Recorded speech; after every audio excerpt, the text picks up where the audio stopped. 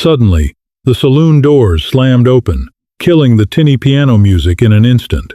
A giant of a man draped in scarred wolfskins stepped inside, wielding a half-eaten slice of sourdough like a weapon.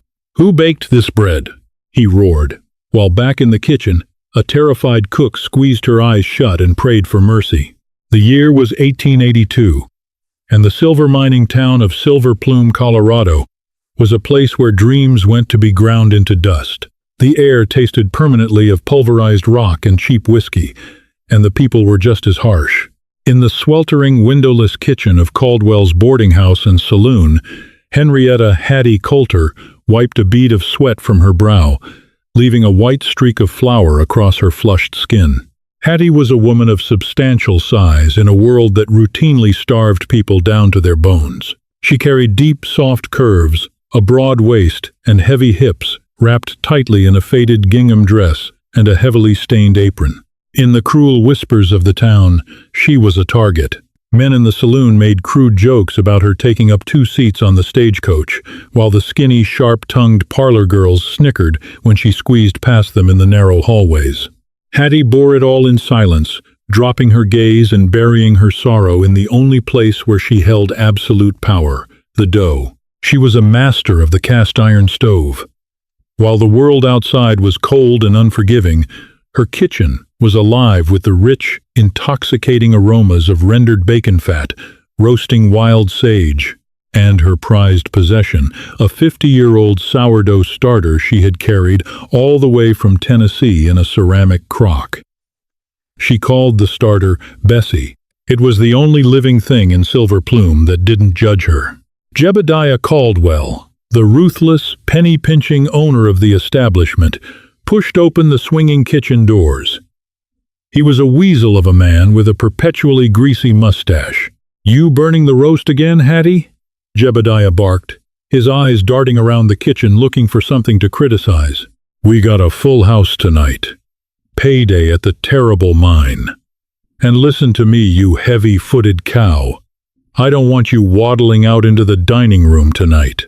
You scare off the paying customers. Send Clara in to serve." Hattie swallowed the lump in her throat, her plump fingers digging into a mound of pale dough.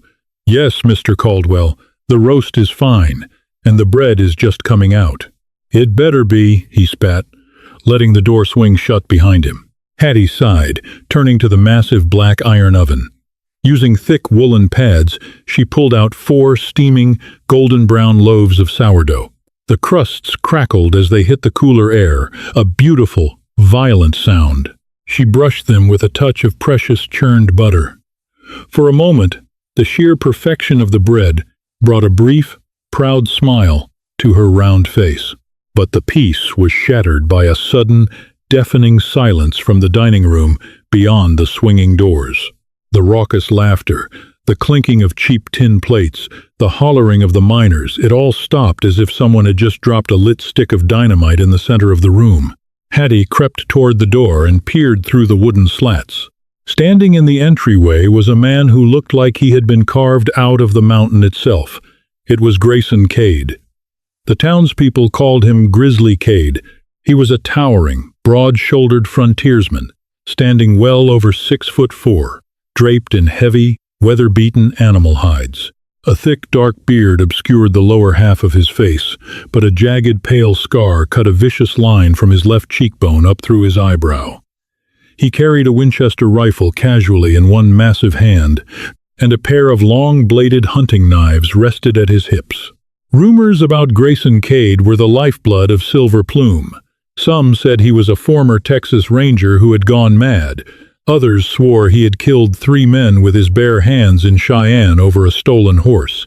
He lived high up on the jagged peaks of Mount McClellan, descending into town only twice a year to trade furs for salt, ammunition, and coffee. When he came down, men stepped off the boardwalk to give him wide berth. Caldwell nervously wiped his hands on his trousers and scurried forward. "Mr. Cade, we didn't expect you before the first snow. Table in the back?" Grayson didn't speak. He merely grunted, his dark, stormy eyes sweeping the room until they landed on an empty table in the darkest corner. He stalked over, the floorboards groaning under his massive weight, and sat down. The other patrons slowly resumed their eating, but the volume in the room was cut by half. "Clara," Caldwell hissed, grabbing the skinny blonde serving girl by the arm. "Get him a plate, meat, potatoes, and a slice of the fresh bread, and don't look him in the eye." Clara, trembling like a leaf, rushed into the kitchen, snatched a plate, and Hattie quickly carved a thick, steaming slice of the fresh sourdough to place on the side. "Lord, preserve me," Clara whimpered, taking the plate. "He looks like he eats people." Hattie watched through the slats as Clara scurried over to Grayson's table, slammed the plate down without a word, and bolted back toward the bar. Grayson didn't even look at the girl. He set his rifle against the wall, pulled off his heavy leather gloves, and reached out with a massive dirt-stained hand. He didn't go for the meat. He picked up the slice of Hattie's sourdough bread. Hattie held her breath in the kitchen. Baking was her art, and despite her fear of the mountain man, a small, foolish part of her wanted to know if he would appreciate the crust, the perfect crumb, the subtle, tangy bite of the 50-year-old starter. Grayson brought the bread to his face. He paused, his thick brow furrowing. He smelled it. Slowly, deliberately, he took a bite. He chewed once, twice. Then, he stopped completely. Time seemed to freeze in Caldwell's dining room. Grayson Cade sat perfectly rigid, his heavy jaw locked, staring down at the half-eaten slice of bread in his massive hand. Then came the roar. It was a sound that didn't belong to a human being. It was the bellow of a wounded animal, a booming, earth-shaking shout that rattled the tin cups on the tables and made a miner drop his fork in sheer terror.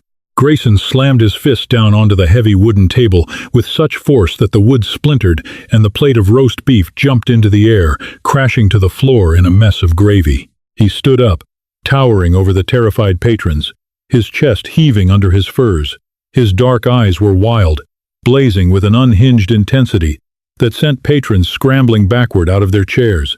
"Who baked this bread?" Grayson roared, his deep voice scraping like two boulders grinding together in an avalanche. Dead silence. No one breathed. Jebediah Caldwell, pale as a ghost, stammered, stepping backward. "Now, Mr. Cade, I assure you, if the bread is sour, if it's rotten, I will gladly fetch you another." "I didn't ask if it was rotten, you pathetic worm," Grayson snarled, taking a heavy step toward the proprietor. The mountain man held the bread out like an accusation. "I asked who baked it. Tell me right now, or I'll tear this establishment down to the bedrock." In the kitchen, Hattie felt all the blood drain from her face. Her heart hammered wildly against her ribs, a frantic, terrifying rhythm. "He hates it," she thought, panic seizing her throat. "It's too tangy. It's too crusty. He's going to drag me out there and beat me in front of the whole town." She had lived her whole life apologizing for her existence. She knew what men did when they were angry. Her own father had thrown a cast-iron pan at her head for burning a stew when she was 12. She was a large, cumbersome woman. She couldn't run, and she couldn't hide. If she let Caldwell take the blame, he would undoubtedly fire her, toss her out into the freezing mud of the street, and she would starve. Hattie looked down at her flour-dusted hands, taking a deep, shuddering breath. "No, I will not cower. It is good bread. It is my grandmother's bread." With a trembling hand, Hattie pushed open the swinging wooden doors. The squeak of the hinges drew every eye in the room. Grayson Cade whipped his massive head toward the sound, his dark, feral gaze locking onto Hattie. She stood in the doorway, a mountain of a woman in a stained apron, her double chin trembling, her broad chest heaving with terror. She clasped her hands tightly over her large stomach to stop them from shaking. "I did," Hattie said. Her voice was surprisingly soft, melodic, but it carried through the silent room. "I baked the bread, sir." Grayson stared at her. His eyes raked over her wide frame, her flushed face, the flour dusted in her dark hair. Slowly he closed the distance between them. Each heavy footfall of his leather boots sounded like a death knell. The miners nearby pressed themselves against the walls. Caldwell was literally cowering behind the bar. Grayson stopped just 2 feet in front of her. He was so close she could smell the pine needles, wood smoke, and sweat radiating from his bearskin coat. He towered over her, a massive shadow blocking out the lantern light. Hattie squeezed her eyes shut, bracing for a blow, a shout, a curse. "Look at me," he commanded. The roaring rage was gone from his voice, replaced by something rough, ragged, and tight. Hattie slowly opened her eyes. To her absolute shock, Grayson Cade was not looking at her with murderous intent. The giant, terrifying mountain man, the killer of Cheyenne, had tears welling in the corners of his scarred, dark eyes. His breathing was shaky. He held the half-eaten slice of bread up between them with a hand that was visibly trembling. "Where did you get this recipe?" he asked, his voice cracking, barely more than a gruff whisper. Hattie blinked, utterly bewildered. It's a starter. A sourdough starter. My grandmother passed it to my mother, and my mother to me." "Where was your grandmother from?" Grayson demanded, stepping half an inch closer, desperation bleeding into his tone. "Tennessee, sir, near the Smoky Mountains." A solitary tear broke free from Grayson's eye, cutting a clean trail down through the soot and dust on his cheek, disappearing into his thick beard. He lowered the bread. "My mother," Grayson whispered, the words sounding foreign and fragile on his tongue. "My mother was from Tennessee. She had a starter crock. She used to bake this exact bread. Not similar. Exact. The same tang. The same crunch of the crust. I haven't tasted this since she died in the cholera outbreak of '68. I was 10 years old."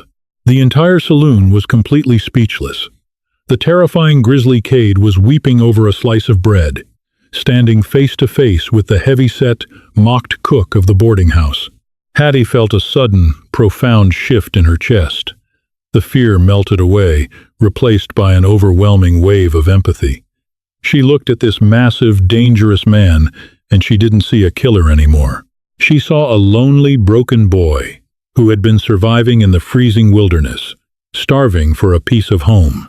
"It's the wild yeast, sir," Hattie said softly, her voice taking on a gentle, maternal tone. "It carries the memory of the air it breathes. My starter, Bessie, she remembers the old country. I'm glad it brought you a good memory." Grayson wiped his face roughly with the back of his massive arm, his posture stiffening as he realized he was crying in front of a saloon full of men. He cleared his throat, his eyes hardening into flint once again. He turned to Jebediah Caldwell. "Caldwell!" Grayson barked, making the Weasley man jump.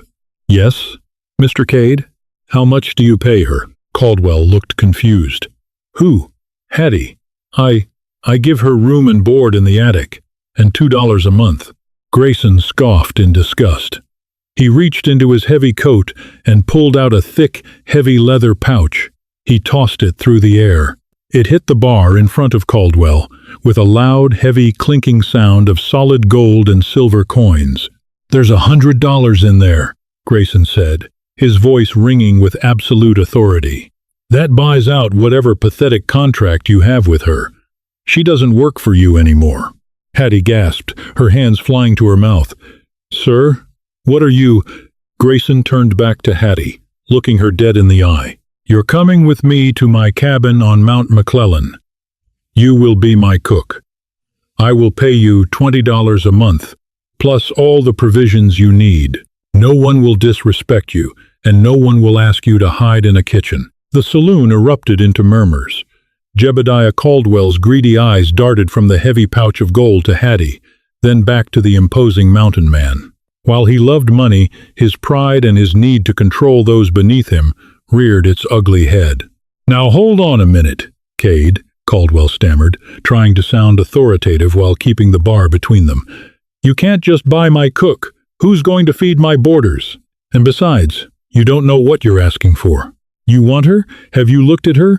The woman is a fat, useless heifer. She eats half the pantry before the customers even see a plate. She won't last 2 days up on that freezing mountain." Hattie flinched, the words striking her like physical blows. She lowered her head, a hot flush of deep humiliation creeping up her thick neck. She gripped her apron so tightly her knuckles turned white. This was her reality. She was a joke, a burden. Before Caldwell could even finish his cruel laugh, Grayson moved. He didn't walk, he exploded across the room with terrifying speed. In a blur of fur and muscle, Grayson vaulted over the brass railing of the bar, grabbed Jebediah Caldwell by the lapels of his cheap suit, and hoisted the man completely off his feet. Caldwell shrieked, his boots kicking frantically in the air as Grayson slammed his back against the wall, rattling the bottles of whiskey on the shelves behind him. "Listen to me, you pathetic, crawling insect," Grayson hissed, his face inches from Caldwell's, his eyes burning with an inferno of rage. "You speak of her with respect. She is a woman of substance, a woman of talent, and she commands a kitchen better than you command your own miserable life. If I ever hear you speak a word against her again, I will cut out your tongue and feed it to the coyotes. Do we have an understanding?" Caldwell, choking, his face turning purple, nodded frantically. "Yes, take her. Just put me down."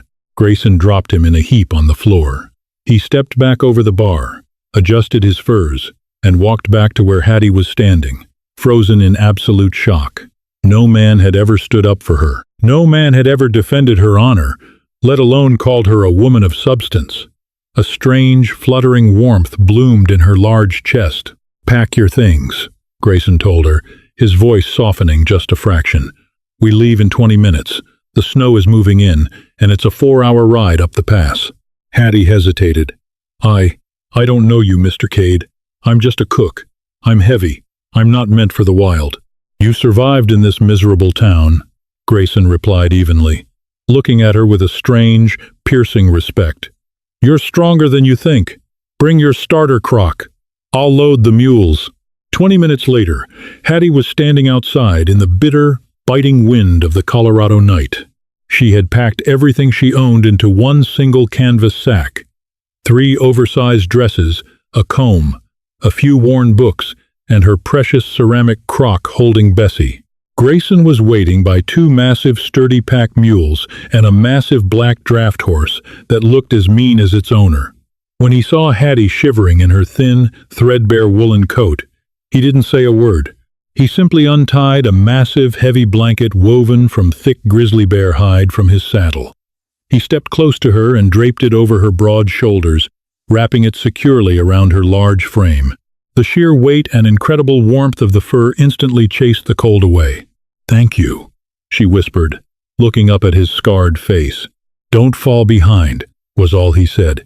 He easily hoisted her up onto one of the sturdy mules, surprisingly gentle despite his immense strength, making sure the saddle could accommodate her wide hips comfortably. The journey up Mount McClellan was a harrowing ascent into darkness. The town of Silver Plume quickly disappeared below them, swallowed by the dense pines and the biting squalls of snow. The trail was narrow, winding along sheer, terrifying cliffs where a single misstep meant death. Hattie clung to the saddle horn, her eyes squeezed shut, praying to a god she hoped was listening. Yet, every time her mule stumbled, Grayson was there. He rode slightly ahead, holding her mule's lead rope, his massive frame breaking the wind for her. He guided them with a quiet, confident mastery of the treacherous terrain. Hours passed. The cold became a physical entity, gnawing at her bones despite the heavy bear fur. Just as Hattie felt she could not take another minute of the agonizing cold and the terrifying heights, the trees broke. They entered a secluded, hidden plateau carved into the side of the mountain. And there, bathed in the pale moonlight, was not the crude, primitive dirt shack Hattie had expected a wild mountain man to live in. It was a massive, beautifully constructed, 2-story log cabin. It had a sweeping porch, intricately carved wooden shutters, and a massive stone chimney. It looked like a wealthy timber baron's retreat, not a hermit's hovel. Grayson dismounted and came to help her down. Her legs were numb, and as she slid off the mule, her knees buckled under her heavy weight. She gasped, expecting to hit the frozen earth, but Grayson caught her easily. His massive arms wrapped around her wide waist, steadying her effortlessly. "I've got you, Hattie," he said softly. He led her up the steps and pushed open the heavy oak door, lighting a lantern inside. Hattie stepped over the threshold, her breath catching in her throat. The inside of the cabin was breathtaking. Bearskin rugs covered polished hardwood floors. A massive stone fireplace dominated the living area. But as the lantern light flickered across the room, Hattie's eyes landed on something that made her blood run cold. In the center of the room sat a beautiful long dining table. It was fully set with fine, dust-covered china, sterling silver cutlery, and crystal glasses. It was set perfectly for 3 people. Hattie looked at the heavy layer of undisturbed dust on the plates. No one had eaten at this table in years. She turned to look at Grayson, who was staring at the table with a look of such profound, shattered grief that it took her breath away. "Mr. Cade?" she whispered nervously, clutching her dough crock to her chest. Who is the table for?" Grayson didn't answer right away. He walked over to the table, his massive hand gently trailing over the back of one of the empty chairs. When he finally spoke, his voice was hollow, echoing with a darkness that terrified her more than the treacherous mountain pass. "They're for the ghosts, Hattie," Grayson said, turning his scarred face toward her in the dim light. "I brought you here to cook, but I didn't tell you who you'd be cooking for." He paused, his eyes drifting toward a heavily padlocked iron door at the back of the kitchen area. "And whatever you do, no matter what you hear, do not ever open that door." The first few weeks on Mount McClellan were a masterclass in survival and silence. The cabin, despite its eerie dining table, was a fortress against the brutal Colorado winter. Hattie's domain was the kitchen, a beautifully equipped space featuring a massive, 6-burner cast-iron Monarch range and a dry pantry stocked with sacks of milled flour, dried beans, smoked venison, and wild preserves. Her days fell into a rhythm dictated by the bubbling of her sourdough starter, Bessie. But every evening, a cold knot formed in Hattie's stomach. As the sun dipped behind the jagged peaks, painting the snowfields in bruised shades of purple, Grayson would sit at the head of the long table, and Hattie, bound by her bizarre employment, would plate 3 meals, one for Grayson, one for the empty chair to his right, one for the empty chair to his left. She poured coffee into the dusty crystal glasses. She sliced thick cuts of roasted elk and ladled heavy, rich stews into the fine china. Grayson never spoke during these meals. He would eat his portion with slow, mechanical precision, his dark, scarred face an unreadable mask in the flickering firelight. When he finished, he would take the 2 untouched plates, walk to the heavy iron door at the back of the kitchen, unlock the heavy brass padlock with a key he kept on a leather cord around his neck, and slip inside. He never stayed long. When he emerged, the plates were empty. Hattie's mind raced with terrifying possibilities. Was there an animal back there? A prisoner? A madman? But the fear was slowly eclipsed by something else. An aching, profound pity for the giant of a man who chopped wood for hours in the freezing cold, just to exhaust himself enough to sleep. Despite the grim rituals, a fragile, unspoken bond began to take root between them. Grayson was a man of few words, but his actions spoke volumes. Unlike the cruel men of Silver Plume, he never once looked at Hattie with disgust or mockery. When she struggled to lift a massive sack of flour, he was suddenly there, his large hands easily hoisting the burlap over his shoulder. One bitterly cold afternoon in December, Hattie was standing by the stove, kneading a particularly stiff batch of rye dough. Her arms ached, and a fine sheen of sweat covered her flushed, round face. She paused, wiping her brow with the back of her wrist, breathing heavily. She turned to find Grayson standing in the doorway, leaning against the doorframe, a bundle of furs under his arm. His intense, dark eyes were fixed on her. Hattie immediately dropped her gaze, her cheeks burning. "I'm sorry, Mr. Cade. I'm moving as fast as I can. The dough is just stiff today." Grayson stepped into the kitchen, his boots quiet on the floorboards. "I wasn't rushing you, Hattie." He set the bundle on the work table. "I was admiring your strength." Hattie froze. She looked up, certain he was mocking her. But there was no humor in his scarred face, only a raw, startling sincerity. "My strength?" she whispered, her hands still buried in the flour. "I'm a fat, clumsy woman, Mr. Cade. There's nothing to admire." Grayson's jaw tightened. He stepped closer, towering over her. Slowly, he reached out, his massive, calloused fingers gently brushing a stray lock of dark hair behind her ear. Hattie's breath hitched in her chest. "Do not repeat the lies of weak men in my house," Grayson said, his voice a low, gravelly rumble that sent a shiver down her spine. "You survived a world that tried to crush you. You take water, flour, and wild air, and you make life out of it. You are substantial. You are warm. You are beautiful, Hattie." Tears sprang to Hattie's eyes. No man had ever spoken to her like this. No man had ever looked at her wide hips and broad shoulders and seen a haven instead of a punchline. Grayson unrolled the bundle on the table. It was a custom-made winter coat, fashioned from deep burgundy wool and lined with impossibly soft silver fox fur. It was cut beautifully, tailored perfectly to accommodate her plus-size frame without making her look like a shapeless tent. "I traded for this down in Georgetown last month," he muttered, suddenly looking away, a faint hint of red creeping up his scarred neck. "I noticed you were shivering on the porch when you fetched the firewood. Try it on." Hattie slipped her arms into the heavy, luxurious coat.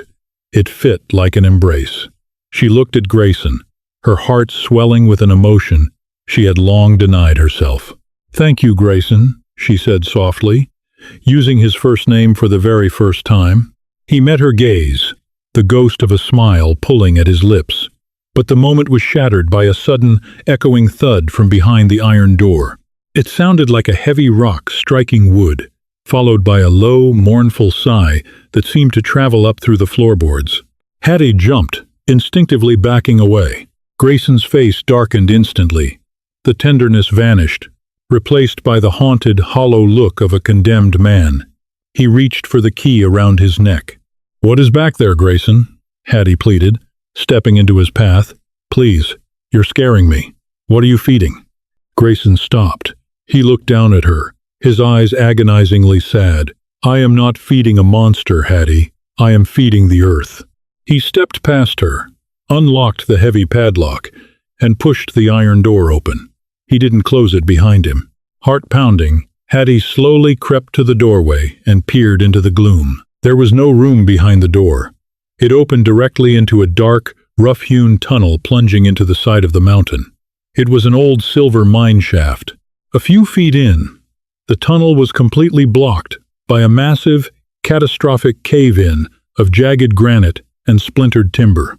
At the base of the rubble, 2 small wooden crosses had been driven into the dirt.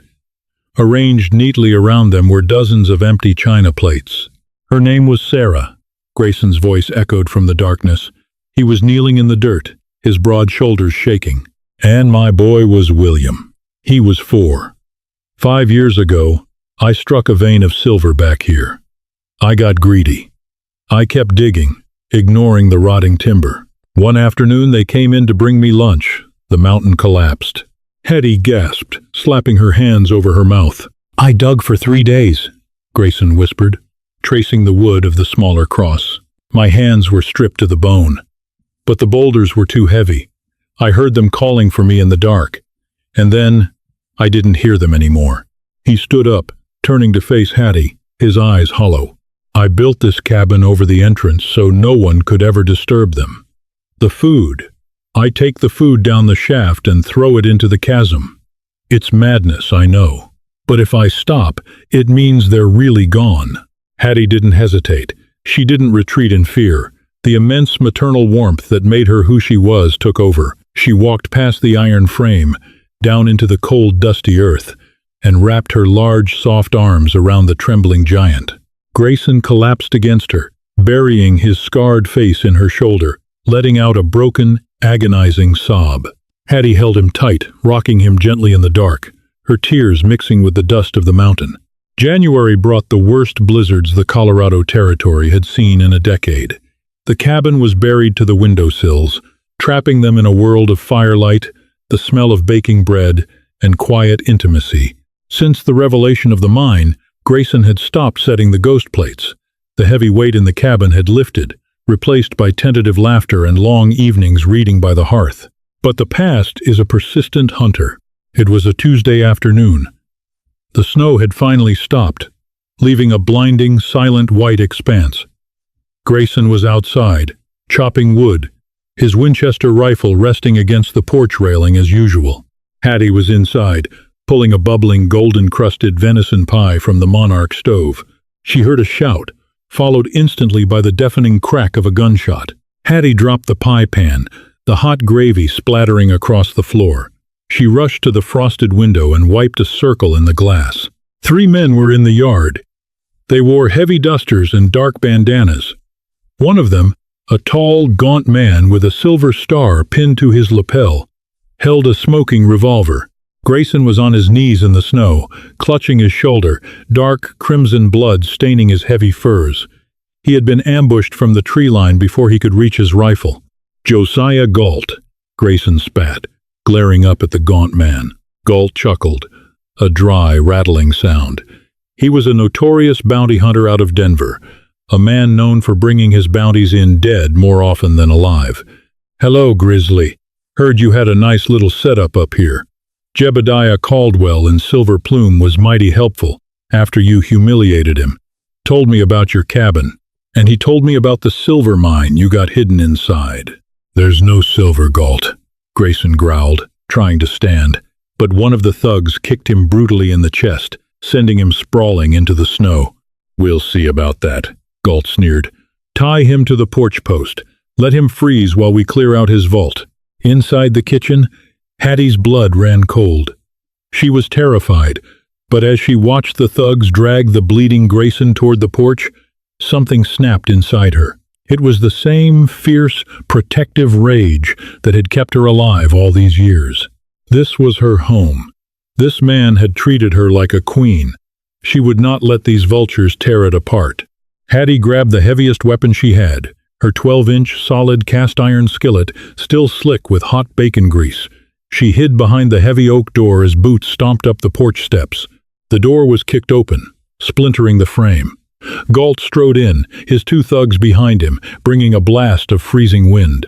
"Check the back," Galt barked. "Find the—" He never finished the sentence. Hattie lunged from the shadows. With a feral scream, she swung the heavy iron skillet with all the momentum her large body could muster. Clang! The heavy iron connected squarely with the side of the first thug's head. He crumpled to the floor like a sack of wet grain, instantly unconscious. Galt spun around, his eyes widening in shock at the sight of the massive, furious woman charging at him.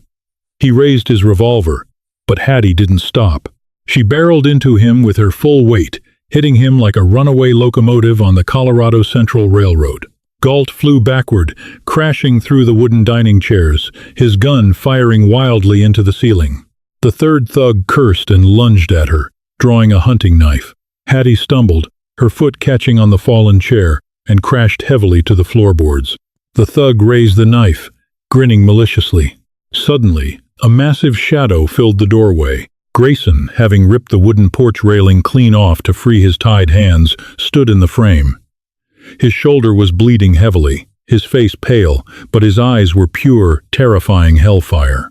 With a roar that shook the rafters, Grayson crossed the room in 2 strides, grabbed the thug by the collar of his coat, and threw him physically through the front window. The glass shattered, and the man disappeared into the deep snowbank outside, groaning in agony. Josiah Galt was scrambling to his feet, frantically searching for his dropped gun. Grayson stepped on the man's wrist, applying a sickening pressure until the bones snapped. Galt screamed in agony. "If you ever come near my mountain again," Grayson breathed, his voice a lethal promise, "I will bury you in pieces." He hauled the weeping bounty hunter up by his neck and threw him out the door, tossing the unconscious thug out after him. Grayson slammed the shattered door shut, barring it with a heavy plank. He turned back to the room, his breathing ragged, holding his bleeding shoulder. Hattie was sitting on the floor amid the broken chairs, her chest heaving, her hands shaking uncontrollably as the adrenaline began to fade. Grayson dropped to his knees beside her, wincing in pain, but ignoring his wound completely. His large hands frantically checked her arms, her face. "Are you hurt? Hattie? Did they touch you?" "No," she sobbed, throwing her arms around his thick neck. "No, I'm fine. Oh God, Grayson, you're bleeding." "I'm fine," he whispered fiercely, pulling her tight against his chest. He buried his face in her dark hair, You saved my life. You fought them off like a lioness. Hattie pulled back slightly, looking into his eyes. I couldn't let them take you. You gave me a life, Grayson. You saw me when I was invisible. You were never invisible to me, Grayson said softly. I love you, Hattie Coulter. I think I loved you the second you walked through those saloon doors and claimed your bread. Hattie's heart soared. The cruel world below the mountain didn't matter anymore. She leaned in, and as their lips met, the kiss tasted of salt, wild mountain air, and the deep, enduring warmth of home. Months later, when the spring thaw finally came to Mount McClellan, the heavy iron door in the kitchen remained locked. The ghosts were at peace. The long dining table was no longer dusty. It was scrubbed clean and laden with fresh sourdough, honey, and roasted meats.